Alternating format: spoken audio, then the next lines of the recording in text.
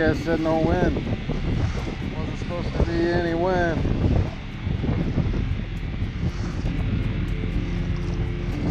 Oh, they said 4 miles an hour. Look at these rollers. Oh. Yeah, hopefully it calms down and get some skis in the boat.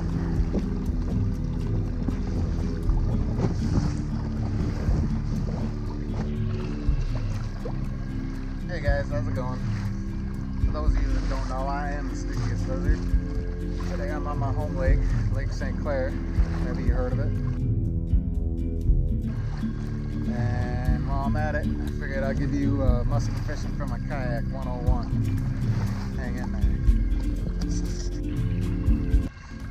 Alright, right now I'm out to on my way to a spot that I want to cast for a little bit. Alright, lesson number 1. You're in a kayak. You can really only go trolling speed.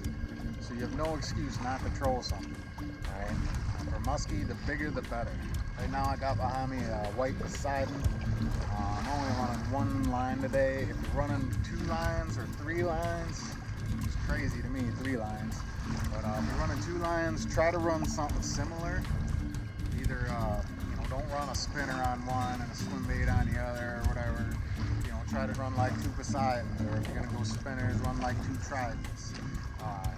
You don't have to really stick to similar colors, but I would stick to similar baits, even possibly similar sizes. Sometimes I do 1 big one, 1 small one, but I'll run one that runs up high, shallower, and one that runs down a little deeper. That way I can run my shallower one along the bank while I'm trolling. But once you get to your spot, you can pull up from trolling and start casting from there.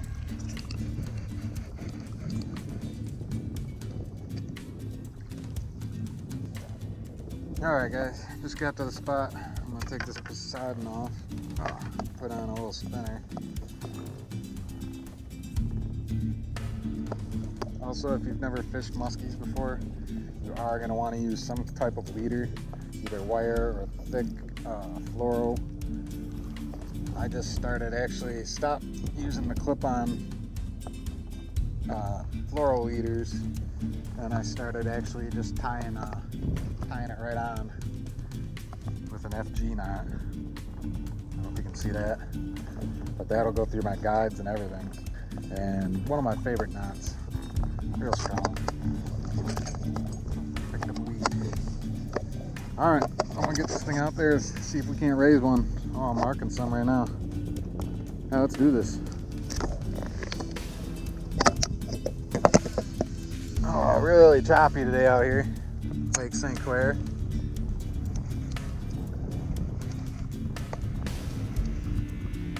Now make sure you got a musky rod too. Don't be going out here with your bass rod expecting to hook this thing. Don't break them. Either that, or you'll kill that fish tiring them out on that weak drag. He's a pretty hardy fish, but you're already gonna be tiring them out in the kayak.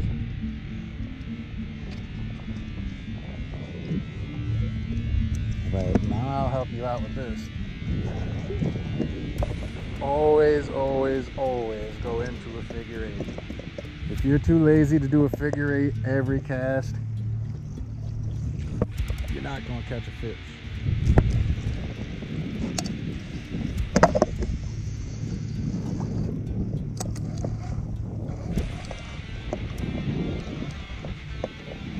Yeah, in my opinion, there's no excuse for not doing a figure 8 every time. Now, I know it can be tiring throwing these big baits out there all day long.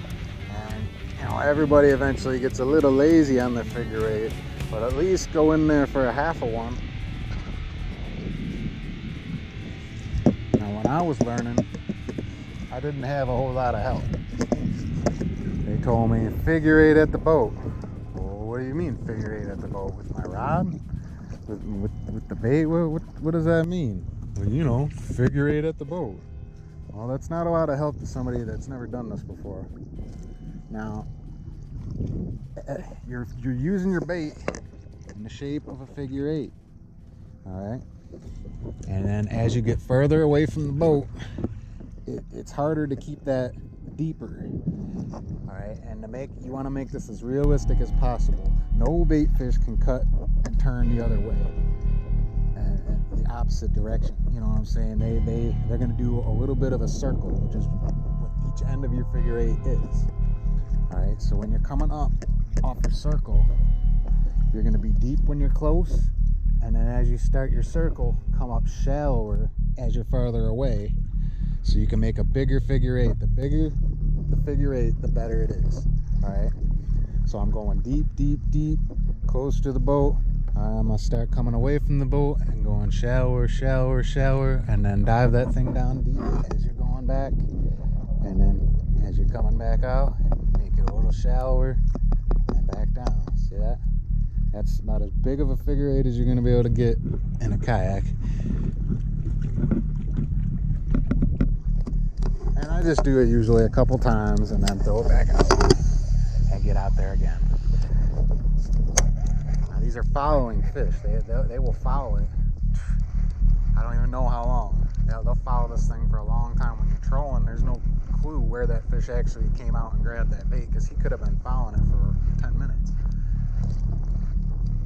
And that's the point of the figure eight, is he's gonna follow it right up to the boat. And what, you're gonna pull the lure out of the water? No, you keep that thing down there. Go into a nice smooth figure eight. And you could do this with crankbaits as well, you know, 22 short. Awesome figure eight.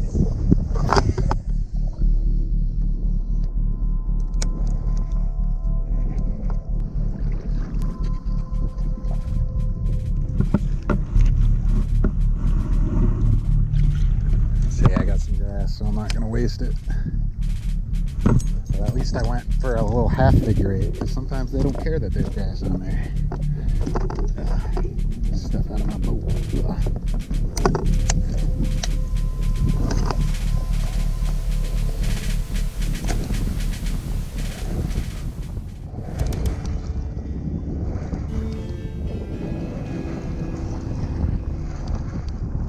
It's super choppy out here today. It wasn't like this when I launched.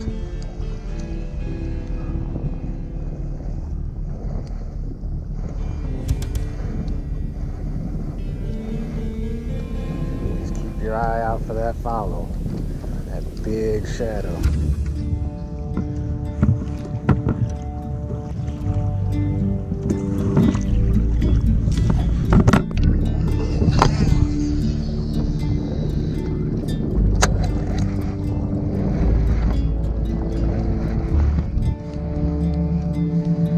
Right now we're on a minor. I believe the moon is underfoot right now.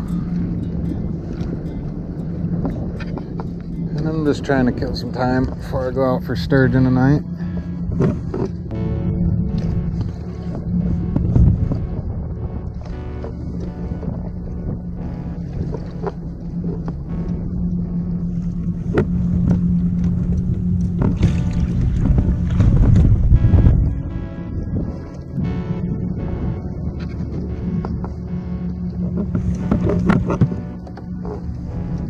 Every time, guys, every time. Don't give up hope, because one is gonna pop up out of the depths and nail that thing. That's how it happens. And once it happens to you, you will never forget it, and you will start figure eighting every single time. It's never a waste of time. It's just good practice. Wouldn't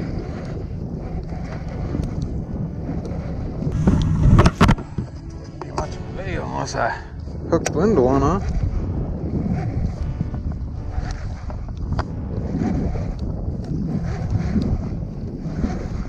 I'll even take a little guy. Heck, I was out a week ago, I think, and casting a black perch 22 short, and I hooked a huge 6-pound smallie. Big old red belly on it. It was just a bit of musky lure.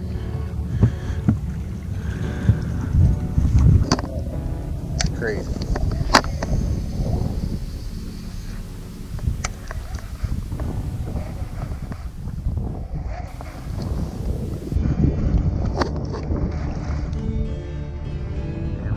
actually starting to calm down. Some chop is actually pretty good for musky fishing. I just seen something down there. I marked it too.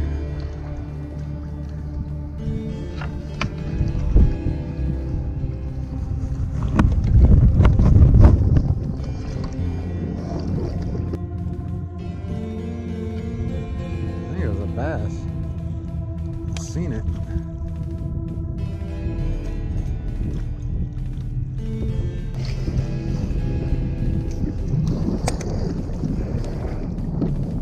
Look at these rollers I'm dealing with, guys.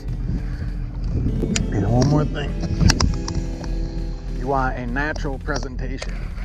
Even if your lure's bright chartreuse or natural looking, whatever, you want it to act like a natural bait fish. Alright? And a bait fish will never slow down when it has a predator behind it. It will speed up. So when you see that fish, I know you're going to want to pause it and get it closer to its mouth. You do just the opposite, and you will entice a strike. You speed that thing up when you see that fish. That fish, natural reaction is to go after it. Now, every once in a while, you can get one when you pause it, and mainly the action of the bait that gives it that. But the speed that it's going, you don't want to slow it down at all, because that fish will turn around. Alright, I need to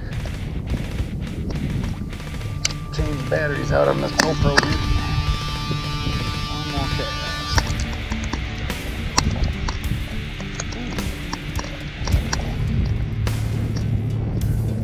That doesn't look right.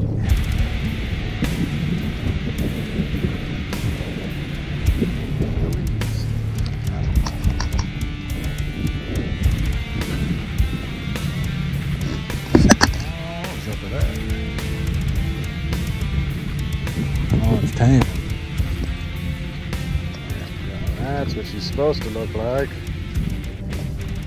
Alright, let me change this battery out.